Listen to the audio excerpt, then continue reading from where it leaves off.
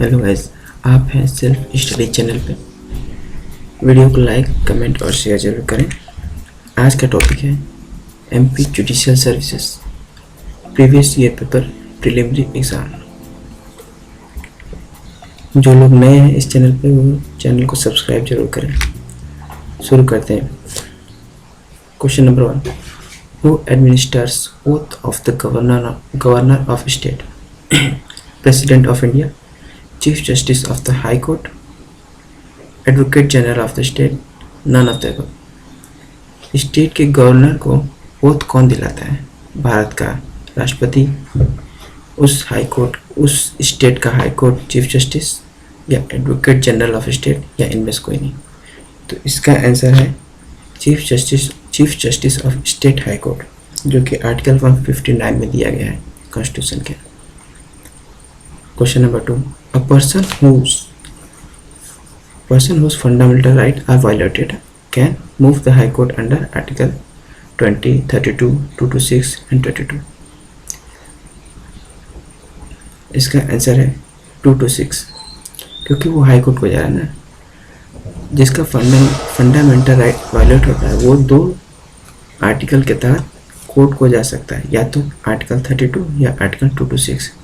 Article 32 के अंदर a person can go to Supreme Court, but here High Court is given.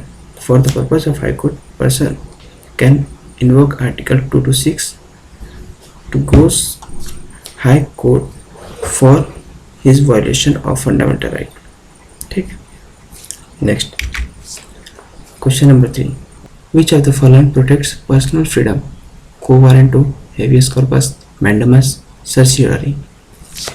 देखिए, personal freedom मतलब right to life and personal liberty, जो कि habeas corpus protect करता है। अगर आपको कोई पुलिस ऑफिसर या फिर अथॉरिटी आपको डिटेन या अरेस्ट करता है तो आपका पर्सनल फ्रीडम का हनन होता है या फिर वायलेट होता है, तो आप हैबियस कॉर्पस रिट के जरिए अपने पर्सनल फ्रीडम को प्रोटेक्ट कर सकते हैं। जबकि अदर 3 को वारंटो, मैंडामस और सर्सियरी ये पर्सनल फ्रीडम से रिलेटेड नहीं है। Next, question number 4, preamble of the constitution declares India as a social democratic republic, a sovereign socialist secular democratic republic, a sovereign democratic republic, और नन ऑफ द एबव। तो इसका है preamble हम लोग के इंडिया के कॉन्स्टिट्यूशन प्रीएम्बल में दिया है कि India is a sovereign socialist secular democratic republic country. तो फोर्थ का option B is correct. Fifth, who among following was the chairman of the constitution drafting committee? A B R Ambedkar, C यहाँ महात्मा गांधी होंगे, B Motilal Nehru Gandhi, and D Sardar Patel. तो इसका answer है B R Ambedkar. B R Ambedkar constitution drafting committee के chairman थे। 6, power granted to the court under section 151 of the code of civil procedure is known as inherent power, revisional power, appellate power और reviewing power.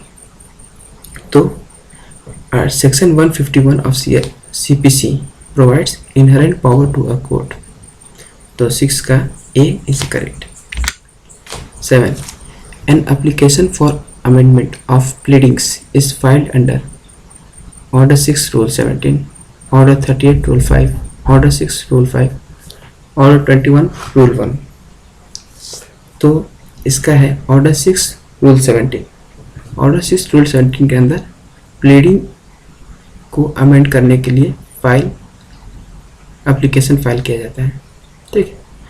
8, provisions with regard to res judicata provisions with regard to res judicata are provided in section of the code of civil procedure 908, section 9, section 100, section 11, section 12।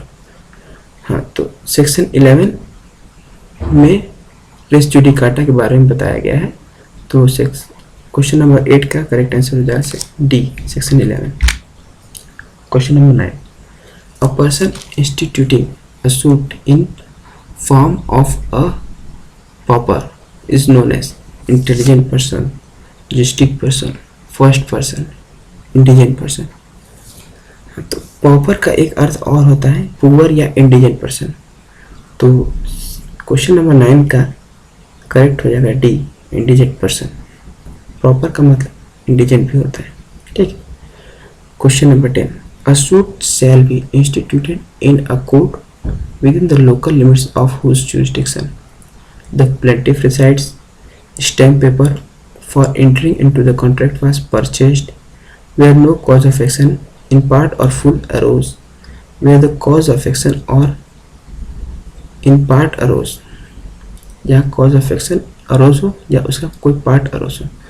10 का D हो जाएगा, जहाँ cause of action arose हो वहाँ पे court को jurisdiction होता है, लोकल लिमिट जुरिस्डिक्शन होता है कि पर्सन सूट इंस्टीट्यूट कर सकता है।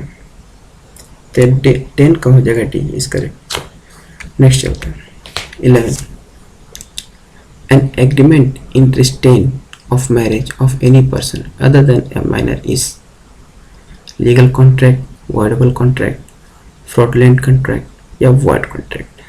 तो 11 हो जाएगा void contract। मैरिज को रोकने वाला जो कॉन्ट्रैक्ट किया जाए वो void होता है, ठीक है, जो कि section 26 of Indian contract act में दिया गया है, ठीक है। Next 12, A and B contract to marry each other before the time fixed for the marriage. A goes mad, the contract becomes voidable contract, conditional contract, contingent contract और void contract। तो ये 12 का हो जाएगा बी, डी void contract। ए और B एक दूसरे से मैरी करने के लिए कॉन्ट्रैक्ट करते हैं जो कि इसका टाइम फिक्स नहीं किया गया है, लेकिन उसके पहले ही ये पागल हो जाता है, तो कॉन्ट्रैक्ट की क्या दशा होगी, कॉन्ट्रैक्ट शून्य हो जाएगा। ये दिया गया है आपका section 56 of Indian contract act के इलस्ट्रेशन में दिया गया, आई थिंक सेकंड इलस्ट्रेशन में दिया गया, ठीक। Next 13, A proposes by a letter to sell his house to B for certain price. Communication of his proposal is complete when A dispatch the letter, A has completed writing the letter, B gets information about posting of the letter, B receive the letter।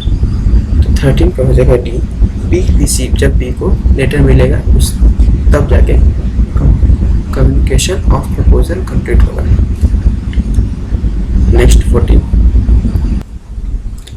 Next 14, where the order in which reciprocal promise are to be performed is expressly fixed by the contract, they shall be performed in that order, and where the order is not expressly fixed, it shall be performed A in that order which the nature of transaction requires, in the order as one of the party prefers, as desired by the proposal, or none of the above।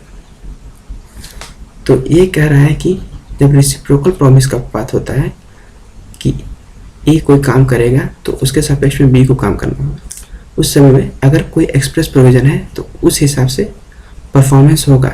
पहला sentence ये करा, लेकिन जहाँ पे express performance नहीं दिया होगा तो वो ट्रांजेक्शन के नेचर पे डिपेंड करेगा, जैसा ट्रांजेक्शन का नेचर होगा उस पर वो परफॉर्म किया जाएगा।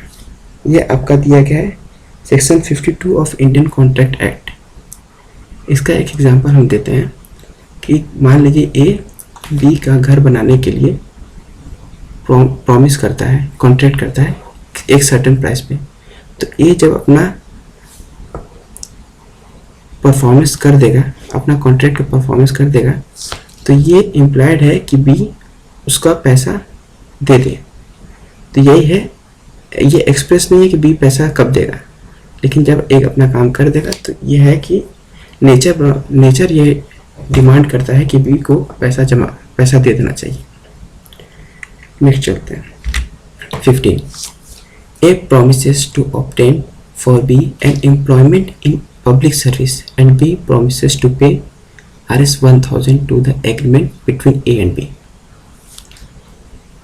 अब हमें बताना वो एग्रीमेंट क्या है. एग्रीमेंट लीगल है और प्रॉपर है. Agreement can be enforced at instance of B. Agreement is void agreement और none of the above.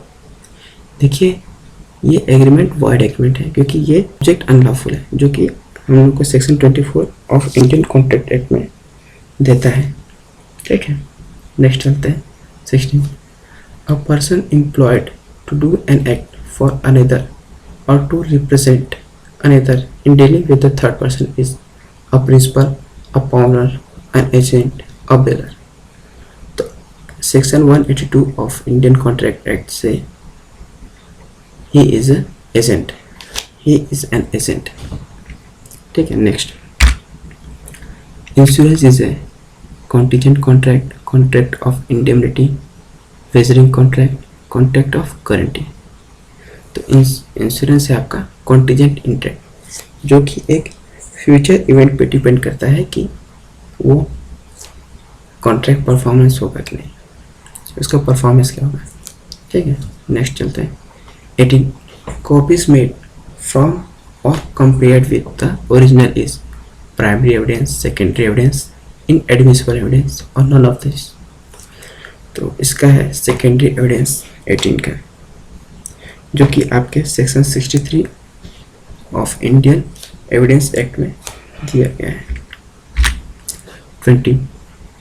whether confession made to the police officer while not in custody by a person accused of an offense can be proved against him and is a dash as evidence.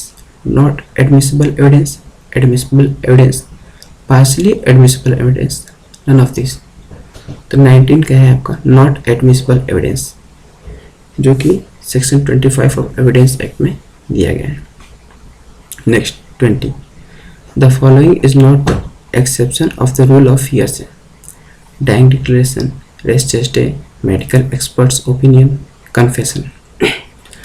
तो dying declaration, res gestae और confession ये सब hearsay rule का exception है, but medical experts opinion is not a exception of the rule of hearsay evidence. तो 20 का option हो जाएगा C. Next 21. A is charged with travelling on a railway without ticket. The burden of proving that he had a ticket is on prosecution, accused, complainant, prosecution witness. तो यहाँ पे burden of proof होगा accused के ऊपर. Generally burden of proof start with prosecution, but in this case it start with accused.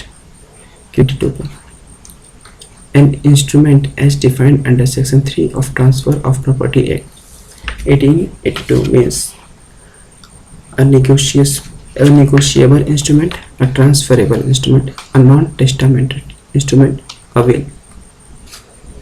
जो section 3 of transfer of property act में दिया गया है, इंस्ट्रूमेंट की बात करता है. वो कौन सा इंस्ट्रूमेंट है? निगोशिएबल है, ट्रांसफरेबल है, नॉन टेस्टामेंट्री है, अ विल है. तो वो इंस्ट्रूमेंट नॉन टेस्टामेंट्री इंस्ट्रूमेंट है, जो कि आपका 22 का सी में करेक्ट हो जाएगा. नेक्स्ट चलते हैं 23. Where on a transfer of property an interest therein is created in favor of a person to take effect only on the happening of a specified uncertain event. The transfer is called conditional transfer, transfer by interest, absolute transfer, contingent transfer. जो भी transfer हो जिसका happening और unhappening depend करता है उसके uncertain event या future event पे, उसे कॉन्टिजेंट ट्रांसफ़र कहते हैं, जो कि 23 का डी आपका करेक्ट हो जाएगा. नेक्स्ट है 24. The transfer of property act 1882 covers movable property, non immovable property और ए एंड बी बोथ. तो ट्रांसफ़र ऑफ प्रॉपर्टी दोनों कवर करता है, मूवेबल प्रॉपर्टी, इमूवेबल प्रॉपर्टी दोनों. तो इसका करेक्ट हो जाएगा D. 27. Under the Transfer of Property Act 1882, a person is said to have notice of a fact when he actually knows the fact, may have knowledge about the fact, could with reasonable cause know the fact, is not at all aware of the fact. 25 का A, he actually knows the fact is a correct option. Next 26. Anticipatory bail under section 438 of the Code of Criminal Procedure 1973 means a direction to release a person on bail issued after a person is arrested. A direction to release a person on bail issued even before a person is arrested or is in apprehension of arrest. A direction to person on bail from judicial custody. A direction to release a person on bail when he is in police custody after being arrested. तो anticipatory bail दिया जाता है 438 of code of criminal procedure code, जो कि chapter 33 of CRPC bail and bond के chapter में है. ये कब दिया जाता है? ये पर्सन का अरेस्ट होने से पहले और उसके एप्रीहेंशन ऑफ अरेस्ट के पहले दिया जाता है. तो 26 का B is A correct option. Next 27. Inherent power under section 482 of Code of Criminal Procedure 1973 can be exercised by a judicial magistrate first class, session judge, high court और chief judicial magistrate. तो section 482 में high court के पास inherent power दिया गया है. तो 27 का correct option C है. Next 28. Information regarding occurrence of a cognizable offence is recorded by an officer in charge of a police station under which provision of the Code of Criminal Procedure 1973? Section 149, Section 155, Section 154, Section 200. तो record of cognizable offence के बारे में दिया गया है section 154 of CRPC. ठीक है, next चलते हैं. इसका करेक्ट ऑप्शन है B. थोड़ा सा देखिए, इसका नंबरिंग ऊपर नीचे हो गया है, एक बार इसको आप लोग ध्यान दीजिए. सेक्शन B 28 का B इज करेक्ट है. 29. A is not entitled to maintain under section 125 of Code of Criminal Procedure 1973. यहाँ पे बताना ये खाली स्थान पे क्या होगा. Wife unable to maintain herself, divorced wife not remarried, minor daughter, divorced wife remarried. तो 29 का D करेक्ट हो जाएगा. और divorced wife remarried is not entitled to maintenance under section 125 of Code of Criminal Procedure Code, whereas wife unable to maintain herself, divorced wife who is not remarried और minor daughter, ये तीनों entitled होते हैं maintenance पाने के लिए under section 25 of criminal procedure code. Next 30. The court of magistrate of the first class may pass a sentence of imprisonment for a term not exceeding 3 years or a fine not exceeding 10,000, not exceeding 1 year or a fine not exceeding 5,000, not exceeding 3 years or a fine not exceeding 5 years 5,000, not exceeding 7 years or a fine prescribed under the code. तो judicial magistrate of first class के पास power है कि वो sentence दे सकता है imprisonment not exceeding 3 years और fine not exceeding 10,000. तो 30 का A करेक्ट है, जो कि दिया है सेक्शन 29 ऑफ CRPC 1973 में. तो इसी के साथ हमारा ये कोर्स कंप्लीट होता है. आप लोग चैनल को लाइक, शेयर और कमेंट जरूर करें और चैनल को सब्सक्राइब भी करें. Thank you.